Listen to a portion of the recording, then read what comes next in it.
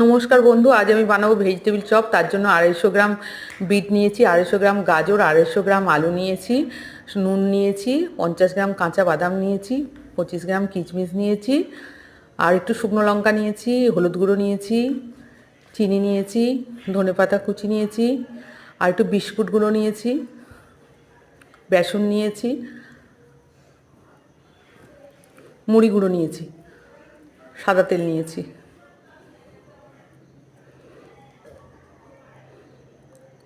সমস্ত উপকরণ আমার রেডি। এবার আমি তৈরি করব। কড়াইতে সাদা তেল দিলাম, দিয়ে বাদামটা ভেজে নিচ্ছি।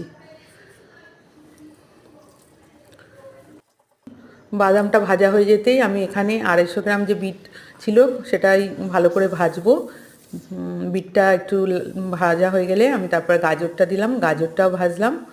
এরপরে আমি আলু যে কুচি করে কেটে রেখেছিলাম সেটাও দিলাম। এগুলো কোনোটাই আমার সেদ্ধ করা না, এগুলো আমি একটু ভালো করে ভাজবো এবং কড়াইতেই ডাইরেক্ট সেদ্ধ করে নেব।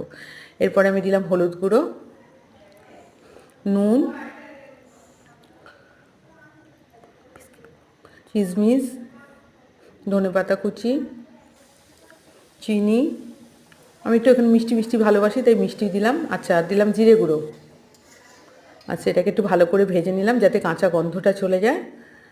তারপর আমি এখানে 1 মগ মতো জল দিয়ে এটাকে তারপরে আমি এখানে 1 মগ মতো জল দিয়ে সেদ্ধ করার পরে এখানে আমি একটু মুড়ি গুঁড়ো দিলাম যাতে ভেতরটা বেশি জল জল না থাকে এবং শুকনো শুকনো ভাব থাকে, খেতে ভালো লাগে।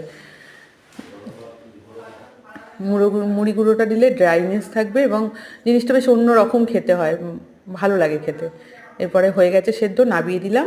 নাবিয়ে দিয়ে আমি এবার চপের শেপে গড়ব। ইচ্ছা হলে আপনার লম্বা বা গোল, যার যেমন ইচ্ছা তেমন শেপে চপটাকে আগে গড়ে নিতে পারেন। আমরা এখানে গোল গোল করে মানে চ্যাপ্টা করে চপের আকারে তৈরি করে নিচ্ছি। এরপরে আমরা নিলাম হচ্ছে বেসন, ওটাকে কোটিং করার জন্য। এটাকে আমি একটু জল দিয়ে গুলে নিচ্ছি যাতে কোনো লাম না থাকে, সেদিকে দেখতে হবে। তারপরে আমরা ওটাকে চপটা চুবিয়ে তার মধ্যে বিস্কুট গুঁড়ো মাখিয়ে চপ আমাদের ভাজার জন্য রেডি। অন্যদিকে আমি ফ্রাই প্যানে তেল গরম করে নিলাম এবং তেলটা খুব বেশি গরম না করে মিডিয়াম আঁচে চপগুলো ভেজে নিলাম। চপগুলো আমরা এবার সার্ভিং প্লেটে দিয়ে দিলাম খাওয়ার জন্য। চটজলদি ঘরে যা আছে তার মধ্যে থেকে। ভালো লাগলে সাবস্ক্রাইব করবেন, লাইক করবেন এবং শেয়ার করবেন, এই আশা রাখি।